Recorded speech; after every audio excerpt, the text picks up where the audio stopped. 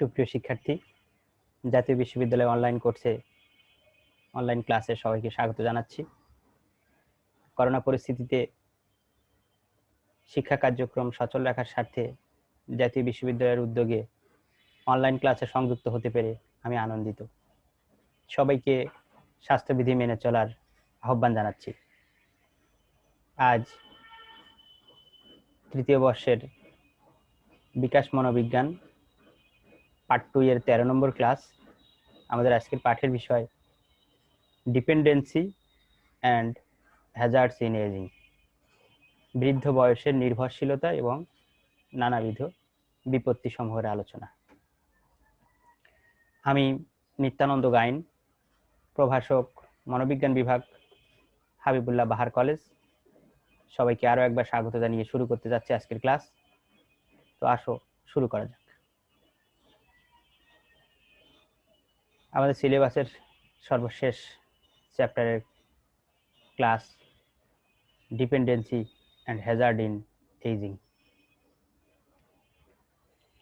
আজকের ক্লাসে যে বিষয়গুলি আলোচনা করা হবে সেগুলি এক নজরে একটু দেখে নেওয়া যাক।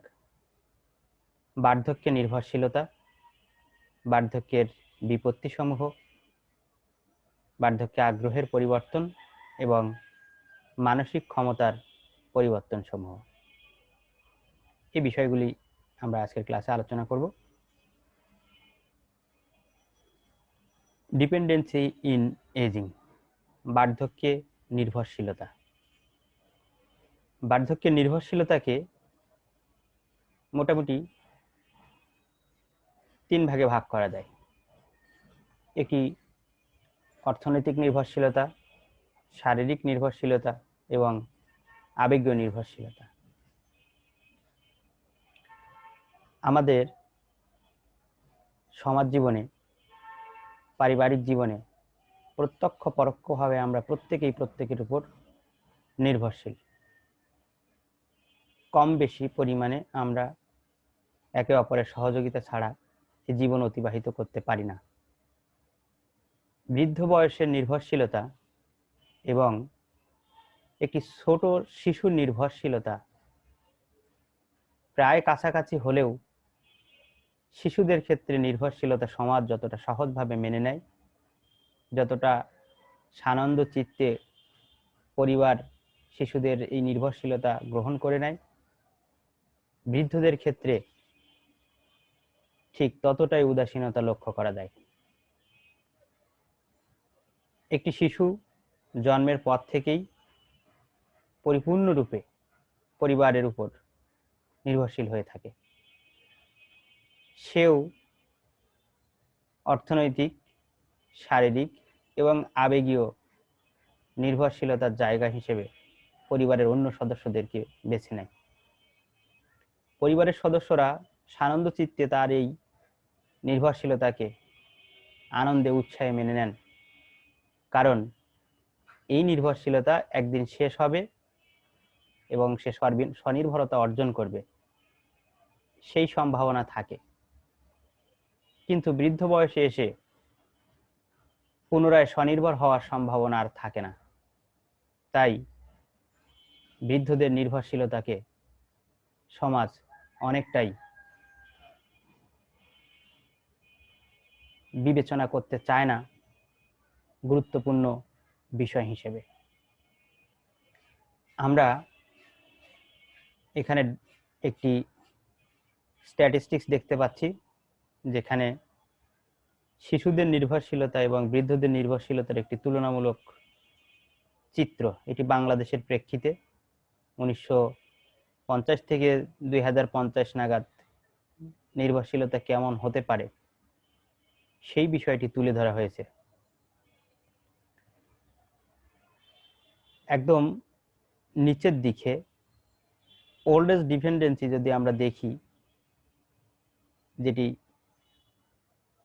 সেটি ক্রমশ, অর্থাৎ 1950 থেকে ডিপেন্ডেন্সি ধীরে ধীরে 2050-এর দিকে কিন্তু ঊর্ধ্বগামী। এখন প্রশ্ন আসতে পারে, কেন বৃদ্ধদের নির্ভরশীলতা আস্তে আস্তে ঊর্ধ্বগামী হচ্ছে? যেহেতু এই মুহূর্তে বাংলাদেশে বেশিরভাগ জনগণ যুবক বয়সের বা তরুণ, এখন বাংলাদেশ একটি তারুণ্য নির্ভর সমাজ। চারিদিকে এই যে বিশাল অর্থনৈতিক উন্নয়ন, এই অর্থনৈতিক উন্নয়নের চালিকা শক্তি আমাদের যুব সমাজ।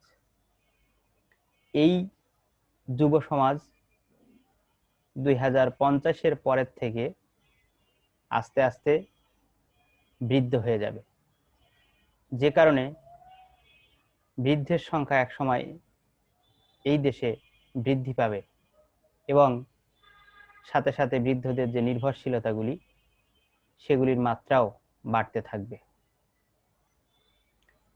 এখন আমরা একটু আলোচনা করি বৃদ্ধ বয়সে অর্থনৈতিক নির্ভরশীলতার চিত্রটি কেমন। বৃদ্ধ বয়সে এসে যেহেতু মানুষ শারীরিক সক্ষমতার একেবারে তলানিতে অবস্থান করে, যে কারণে এই বৃদ্ধ বয়সে চাকরি থেকে অবসর গ্রহণ করার ফলশ্রুতিতে যে আর্থিক একটি নিরাপত্তা এতদিন মানুষের ছিল, সেই আর্থিক নিরাপত্তা বিঘ্নিত হয় এবং আর্থিক নিরাপত্তা বিঘ্নিত হওয়ার সাথে সাথে ব্যয় সংকোচন অবশ্যম্ভাবী হয়ে পড়ে।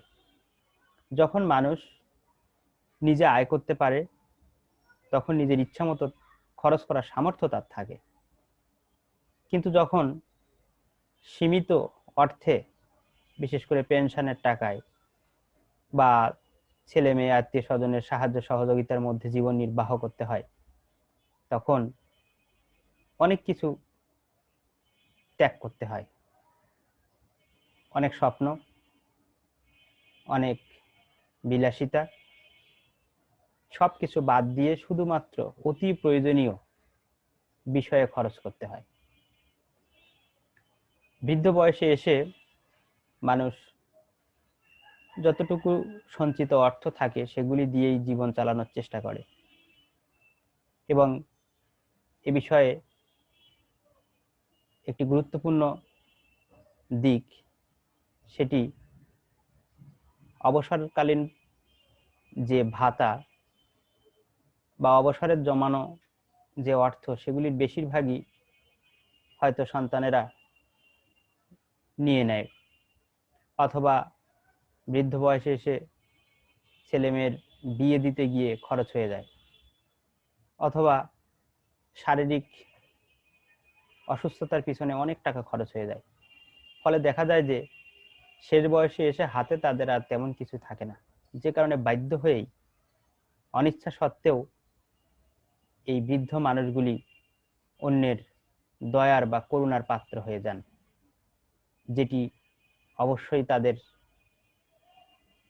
পক্ষে মেনে নেওয়া খুবই কষ্টকর। এটি নিজেকে অবমাননার শামিল।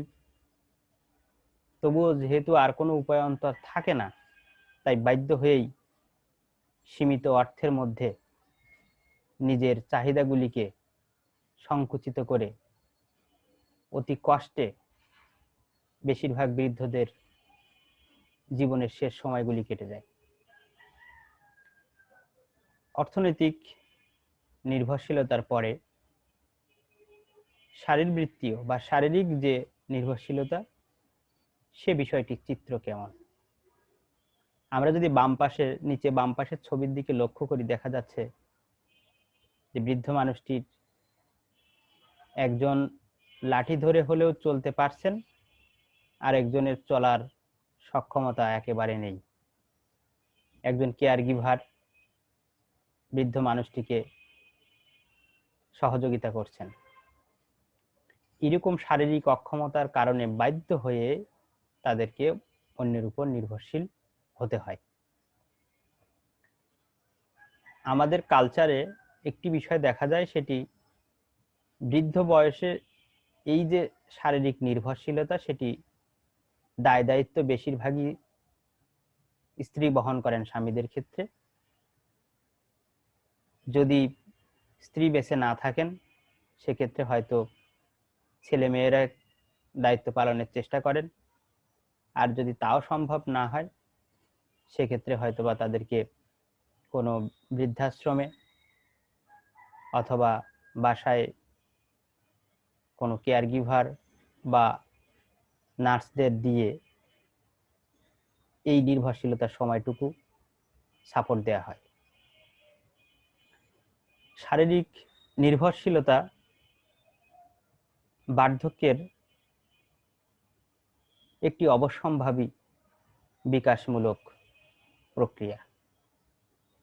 যেহেতু এ সময় আমাদের শরীরের সমস্ত সক্ষমতাগুলি ধীরে ধীরে কমতে কমতে একেবারে শেষ পর্যায়ে নেমে আসে, তাই এক প্রকার বাধ্য হয়েই বেশ কিছু কাজের জন্য অন্যের উপর নির্ভরশীল হতে হয়। যেমন বৃদ্ধ বয়সে হয়তো সুতা পরানোর কাজটা চোখে দেখা যায় না, দৃষ্টিশক্তি কম থাকে, যে কারণে অন্যকে দিয়ে করাতে হয়। ভারী কোনো জিনিস সরানোর ক্ষেত্রে অন্যের সহযোগিতা নিতে হয়। রাস্তাঘাটে চলাচলের ক্ষেত্রে অন্যের সহযোগিতার প্রয়োজন পড়ে। এবং এই যে শারীরিক নির্ভরশীলতা চলে আসলো, এই শারীরিক নির্ভরশীলতার কারণে আত্মীয় স্বজন বন্ধু বান্ধবদের সাথে দেখা করার পরিসরটা আস্তে আস্তে কমতে থাকে। ফলে ব্যক্তি একাকিত্বে ভোগে, নিঃসঙ্গ সময় তাকে পার করতে হয়। এরপরে আসবে আবেগীয় নির্ভরশীলতা। ইমোশনাল ডিপেন্ডেন্সি বা আবেগীয় নির্ভরশীলতা মানুষ নিজে আবেগ যেমন অন্যকে প্রদর্শন করেন, তেমনি অন্যের প্রদর্শিত আবেগ অনুযায়ী একটি প্রতিক্রিয়াও করে থাকেন। বৃদ্ধ বয়সে মানুষ চান যে কেউ তাকে সঙ্গ দিক, তার অতীত জীবনের সাফল্য ব্যর্থতার গল্পগুলি শোনার মানুষ থাকুক, সবাই তার দিকে একটু অ্যাটেনশন দিক। যদিও বৃদ্ধ বয়সে অবসরের পরে অখণ্ড সময় হাতে থাকে, কিন্তু অন্য মানুষদের হাতে এত সময় থাকে না, সবাই কর্মব্যস্ত হয়ে পড়ে, যে কারণে তার কথাগুলো মনোযোগ দিয়ে শোনার মতো সময় মানুষের থাকে না। তখন তাদের মধ্যে একটি হীনমন্যতা বোধ কাজ করে। তারা মনে মনে ভাবতে থাকে যে সবাই তাকে অবজ্ঞা করছে, অবহেলা করছে। এই পরিস্থিতিতে তিনি হতাশায় ভোগেন, ডিপ্রেশনে ভুগতে পারেন। তবে যেহেতু এই সময়ে মানুষের সঙ্গ দেওয়ার লোক কমে যায়, তাই বাধ্য হয়ে টিভি দেখা, বই পড়া বা সামাজিক যোগাযোগ মাধ্যমে পুরনো বন্ধুদের সাথে যোগাযোগ করেই তাদের সময়টুকু কেটে যায়।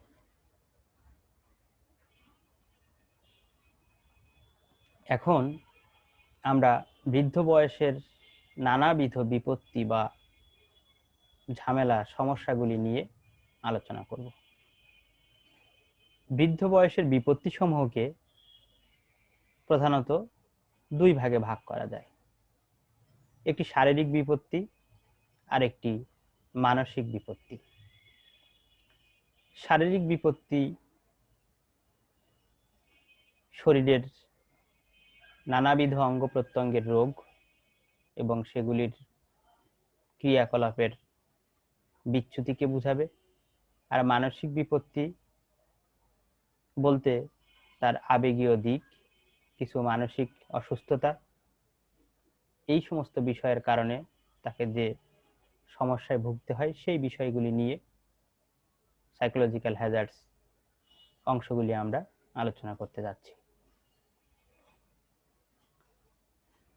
ফিজিক্যাল হ্যাজার্ডস ইন এইজিং, বার্ধক্যের শারীরিক বিপত্তি সমূহ। বৃদ্ধ বয়সের রোগ এবং নানাবিধ শারীরিক প্রতিবন্ধিত্ব নিয়ে মানুষকে অভিযোজন করতে হয়, চলতে হয়। এ সময়ে শরীরে নানা রকমের রোগ বাসা বাঁধে। তার মধ্যে উচ্চ রক্তচাপ, ডায়াবেটিস, কিডনির সমস্যা, পরিপাকতন্ত্রের সমস্যা, এরপর নানা ধরনের ব্যথা, বিশেষ করে জয়েন্টের ব্যথা। এইসব কারণে তাকে কষ্ট পেতে হয় এবং অনেক ক্ষেত্রে চলাচলের ক্ষমতা হারিয়ে তাকে সম্পূর্ণ পরনির্ভরশীল হয়ে বেঁচে থাকতে হয়। বৃদ্ধ বয়সে শারীরিক বিপত্তির মধ্যে আরেকটি অন্যতম গুরুত্বপূর্ণ বিষয় অপুষ্টি। কেন অপুষ্টি এত গুরুত্বপূর্ণ? অপুষ্টি এই জন্য গুরুত্বপূর্ণ যে বৃদ্ধ বয়সে যেহেতু মানুষের স্বাদ এবং ঘ্রাণ নেওয়ার সংবেদনশীলতা কমে যায়, সে কারণে তারা হয়তো পুষ্টিকর খাবার খেতে চান না বা পারেন না, যে কারণে তাদের শরীরে পুষ্টির অভাব হয়। আবার এ সময় যেহেতু আর্থিক একটি অসচ্ছলতার সময়, তাই পুষ্টিকর খাবার কিনে খাওয়া সবসময় সম্ভব হয়ে ওঠে না।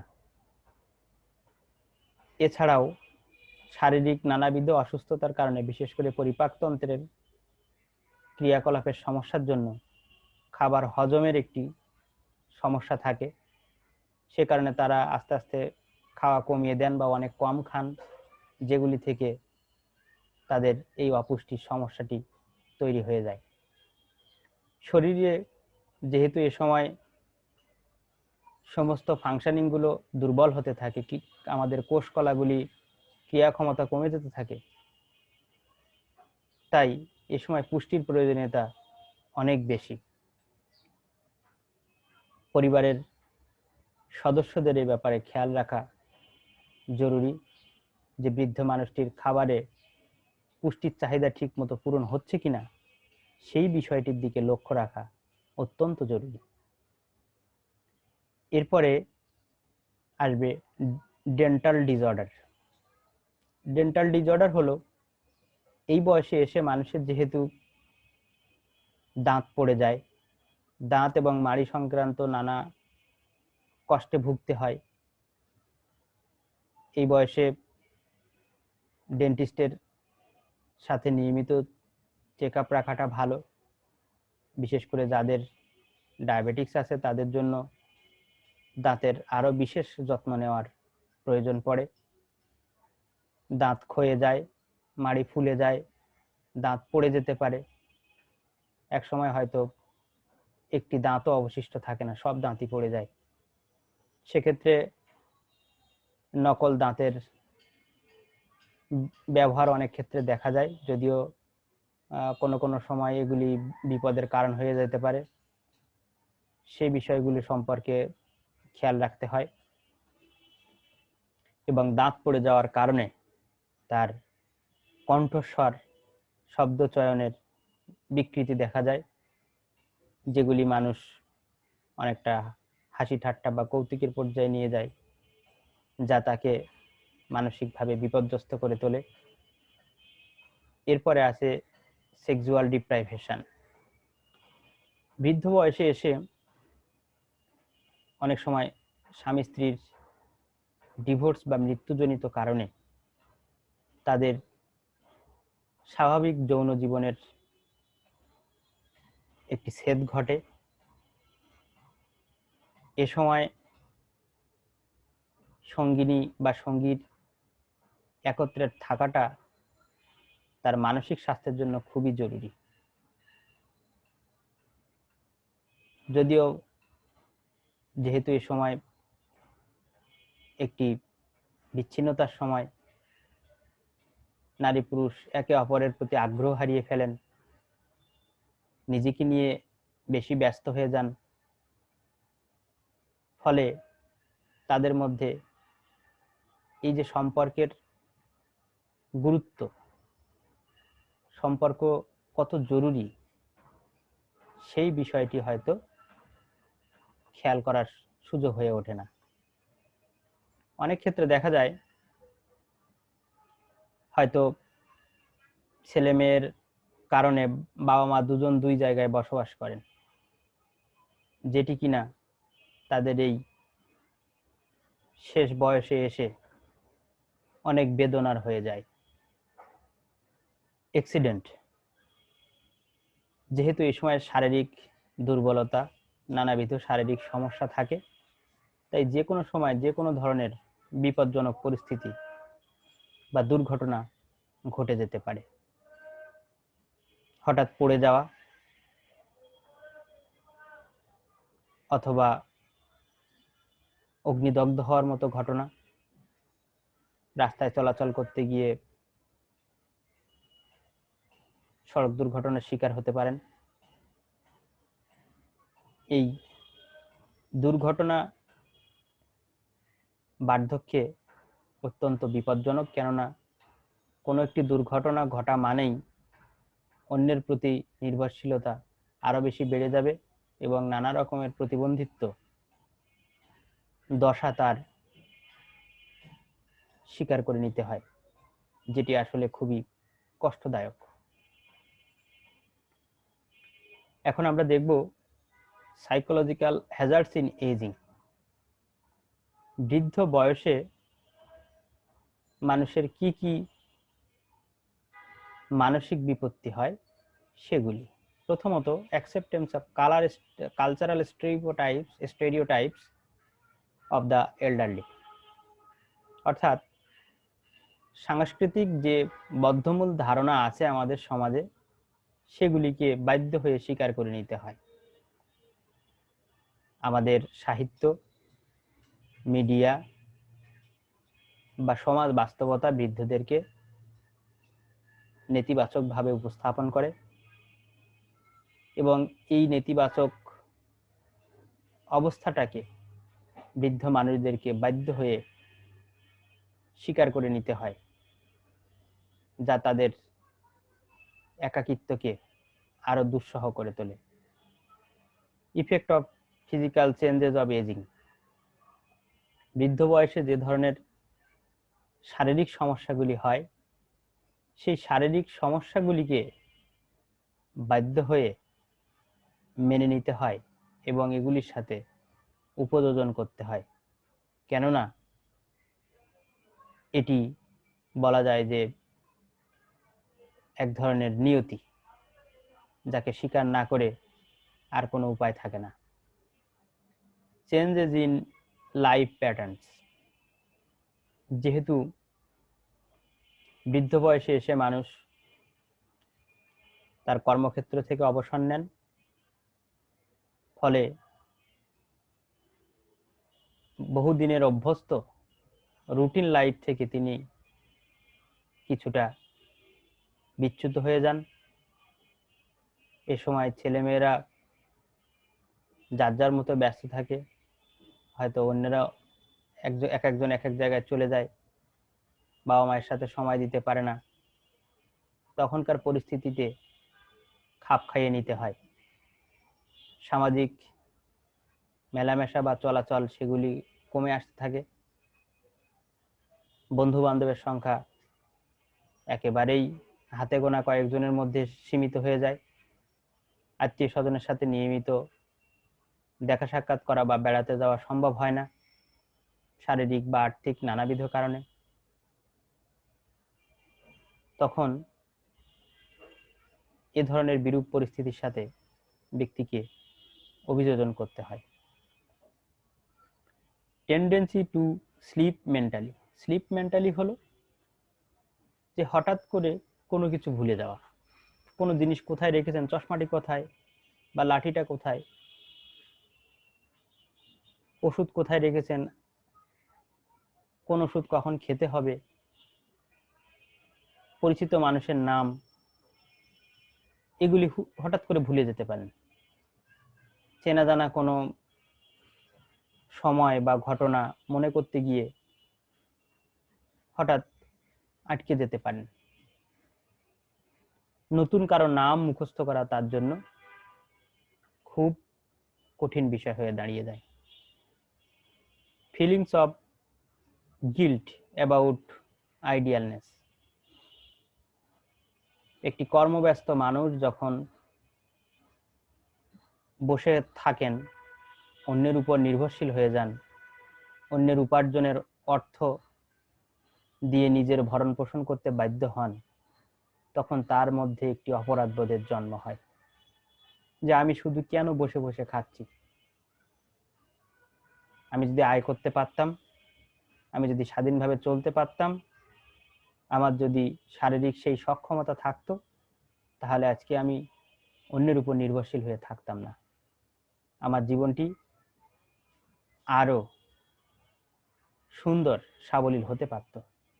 এই বিষয়গুলি চিন্তা করে ভিতরে ভিতরে একটি অপরাধ বোধের জন্ম হতে থাকে।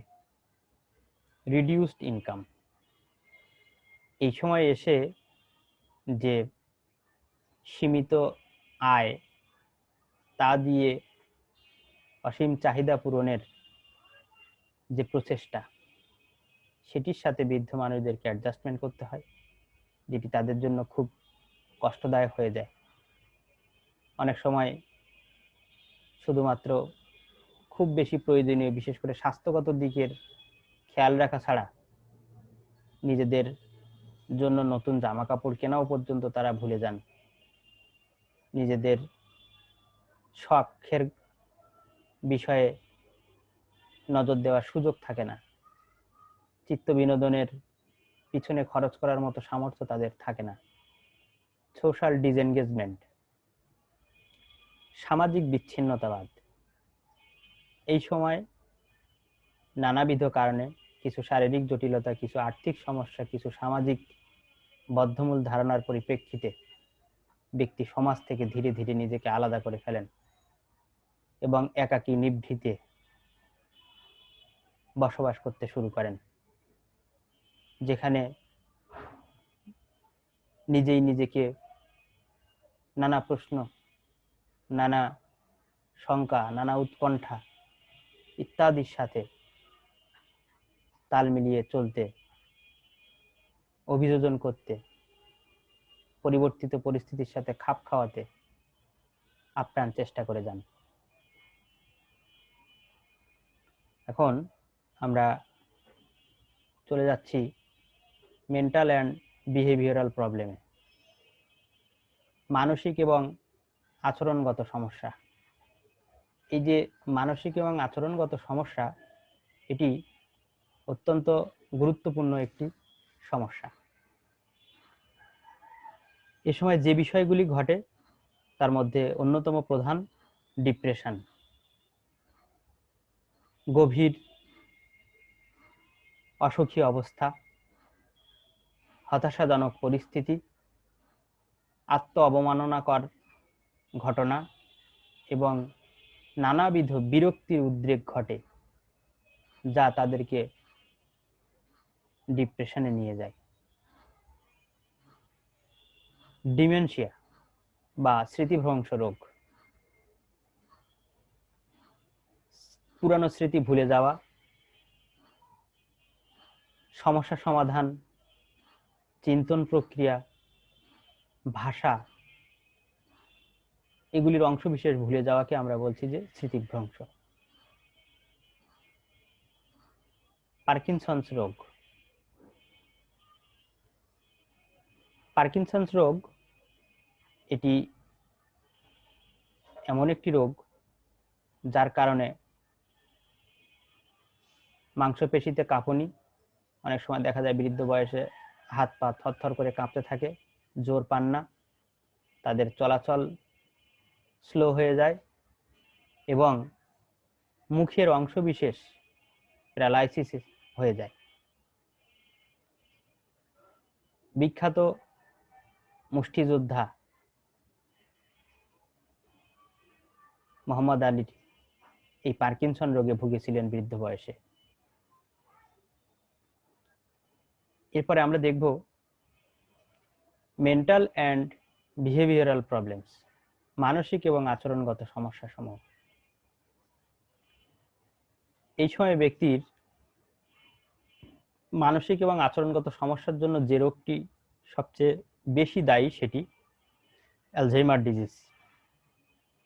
এটি এমন একটি মানসিক বা মস্তিষ্কের রোগ যা পুরোপুরি ভালো হওয়া কখনোই সম্ভব নয়। তবে শুরুতে যদি রোগের নির্ণয় করা যায়, সেক্ষেত্রে দেখা যায় যে তাদের কিছুটা হলেও রিকভারি করানো সম্ভব। কিন্তু যদি রোগ নির্ণয় দেরি হয়ে যায়, সেক্ষেত্রে অ্যালঝাইমার ডিজিজ শতভাগ নিরাময়যোগ্য হয় না। এর ফলে ব্যক্তি ধীরে ধীরে তার স্মৃতিশক্তি হারান,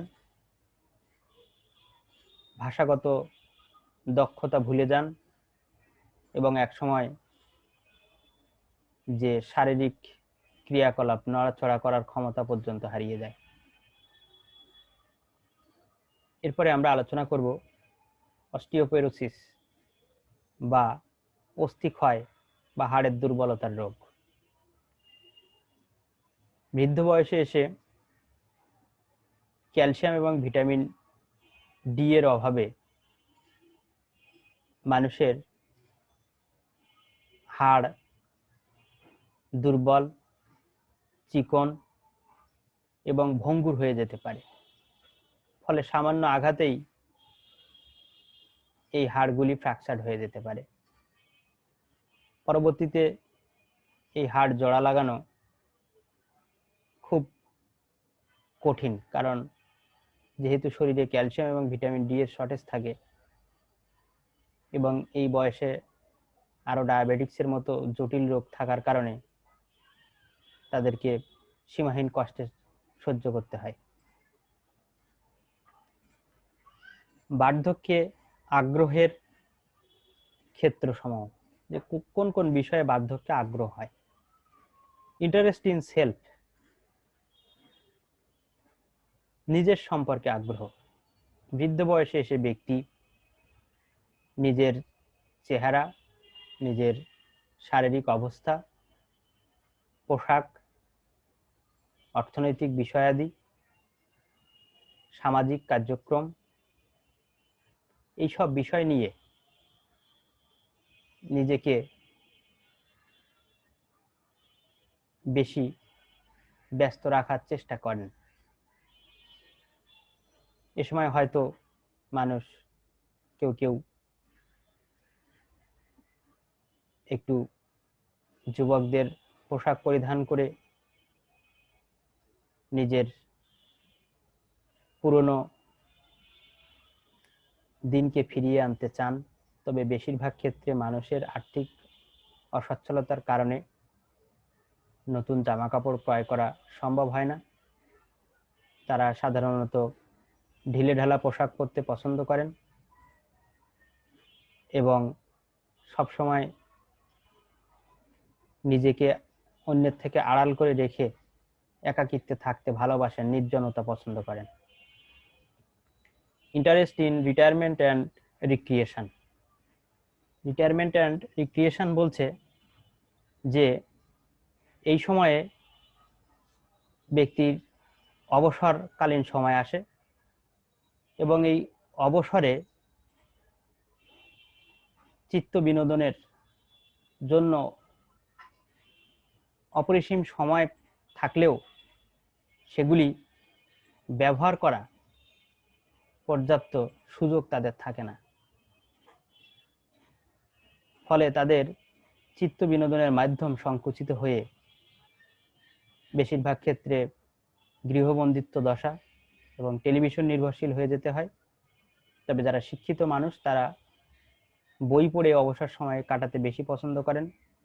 টুকটাক বাগানের কাজ বা শখের কোনো বিষয় যেগুলিতে বেশি শারীরিক সক্ষমতার প্রয়োজন হয় না বা আর্থিক সংশ্লিষ্টতার দরকার হয় না, তেমন বিষয় নিয়ে সময় কাটাতে পছন্দ করেন। সোশ্যাল ইন্টারেস্ট, এ সময় সামাজিক আগ্রহের ক্ষেত্রসমূহ হয়ে যায় সংকুচিত। তবুও কিছু স্বেচ্ছাসেবীমূলক সংগঠনের সাথে থেকে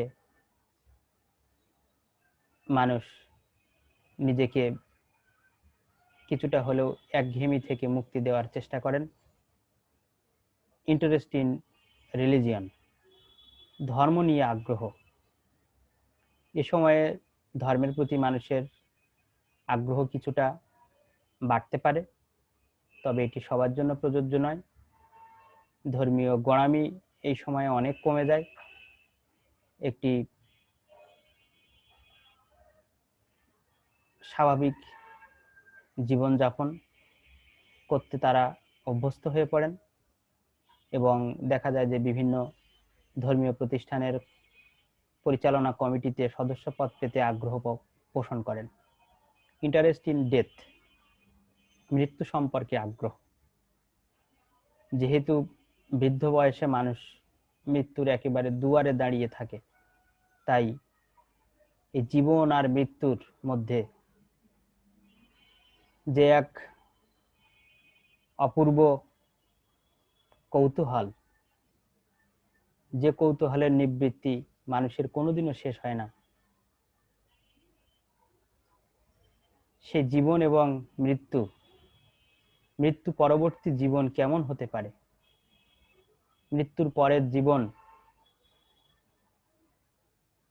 তাদেরকে কি ভালো রাখবে নাকি আরো কষ্টে রাখবে, এই সমস্ত বিষয় ভেবে অনেক সময় ওনারা বিচলিত অনুভব করেন এবং দেখা যায় যে মৃত্যু সম্পর্কে ভয় এই সময় বাড়তে পারে। তবে মৃত্যুর প্রক্রিয়া নিয়ে কেউ অতটা সচেষ্ট হন না। Causes of interest, causes of changes in interest, আগ্রহের পরিবর্তনের কারণ। স্বাস্থ্যগত সমস্যা থাকে, ফলে অনেক সময় অনেক আগ্রহের ক্ষেত্র পরিবর্তন করতে হয়। এক্ষেত্রে জেন্ডার একটি বড় ইস্যু। মানুষের মূল্যবোধের পরিবর্তনের কারণে আগ্রহের পরিবর্তন হয়। সামাজিক স্ট্যাটাস অনুযায়ী আগ্রহের পরিবর্তন হয়। বৈবাহিক অবস্থার কারণে আগ্রহের পরিবর্তন হতে পারে। ইকোনমিক স্ট্যাটাস বা অর্থনৈতিক সক্ষমতা অনুযায়ী আগ্রহ ভিন্ন রকম হয় এবং প্লেস অফ রেসিডেন্সের কারণে আগ্রহের ভিন্নতা দেখা যায়। কজেস অফ মেন্টাল অ্যাবিলিটিস, এ সময় মানসিক ক্ষমতা পরিবর্তনের কারণগুলোর মধ্যে যেটি বেশি উল্লেখযোগ্য সেটি সেক্স হরমোনে পরিবর্তন আসে, উচ্চ রক্তচাপ, এনভায়রনমেন্টাল স্টিমুলেশনের অদক্ষতা, ওয়ার্কিং স্ট্যাটাস এবং ব্যক্তির বুদ্ধিমত্তার উপরে তার মানসিক ক্ষমতার পরিবর্তন নির্ভরশীল হয়ে পড়ে। আমরা বার্ধক্যের আজকের যে নির্ভরশীলতা এবং বিভিন্ন রকমের যে সমস্যাগুলি দেখলাম, আলোচনা করলাম, সেগুলির ভিত্তিতে বেশ কিছু নমুনা প্রশ্ন এখানে আমি অন্তর্ভুক্ত করেছি। আশা করি এগুলি তোমাদের উপকারে আসবে। তোমরা এই ক্লাস শেষ করার পর অবশ্যই পাঠ্য বইয়ের সহযোগিতা নিয়ে বিস্তারিতভাবে আরও বিষয়গুলি অনুশীলন করবে। এই লেকচারটি তৈরি করতে আমি বেশ কিছু বইয়ের সাহায্য নিয়েছি। এই বইগুলি তোমাদের উপকারে আসতে পারে। পরিশেষে আমরা আজকের ক্লাস শেষ করার পূর্বে কিছু কথা বলতে চাই। এই বৃদ্ধ মানুষেরা আমাদের সম্পদ, তাদের কাছে আছে মূল্যবান অভিজ্ঞতা। আমাদের সকলের উচিত বৃদ্ধ মানুষদেরকে অবহেলার চোখে না দেখে তাদের দিকে সহযোগিতার হাত বাড়ানো, তাদেরকে একটু সময় দেওয়া, তাদের স্বাস্থ্যের দিকে খেয়াল রাখা, তাদের কষ্টে সহমর্মী হওয়া এবং তাদেরকে যাতে মৃত্যু ভয়ে সবসময় বিচলিত না থাকতে হয় সেজন্য সার্বক্ষণিকভাবে সাহস জোগানোটা খুব জরুরি। এই করোনা পরিস্থিতিতে অন্যান্য সকলের মতোই আমাদের বৃদ্ধ জনগোষ্ঠী যারা আছেন তারা আরো বেশি বিপজ্জনক পর্যায়ে আছেন। আমরা চেষ্টা করব তারা যাতে স্বাস্থ্য সচেতন হয়ে স্বাস্থ্যবিধি মেনে চলেন, সেই দিকে অবশ্যই খেয়াল রাখব। সকলের সুস্থ সুন্দর উজ্জ্বল ভবিষ্যৎ কামনায় শেষ করছি আজকের ক্লাস। দেখা হবে অন্য ক্লাসে। ততক্ষণ পর্যন্ত সবাই ভালো থেকো, সুস্থ থেকো।